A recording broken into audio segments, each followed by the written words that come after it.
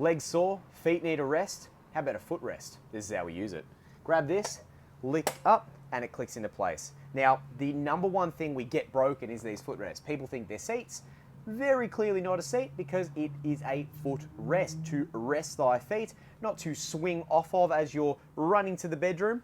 And you need to make sure you are treating it with respect. Otherwise, alternatively, you're going to have a bit of a dilemma. So, to get the unit down, to put it into position, you don't force it, you don't push it, you don't do this with it, it's not going to budge. There are two little grabbers underneath here with your two little fingers. What I like to do is, I don't just press them like that, I like to take the pressure as you press them, and it will lower down. Sometimes the units need to be grabbed and then extended, so I wonder if I can do that just for the demonstration.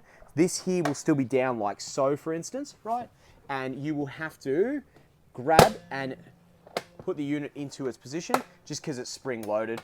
We're relying on that, of course, to fire up as you're done, but the release is still the same, up and down. That sits just like there, traveling, ready to go, ready for its nest position to be able to rest your feet.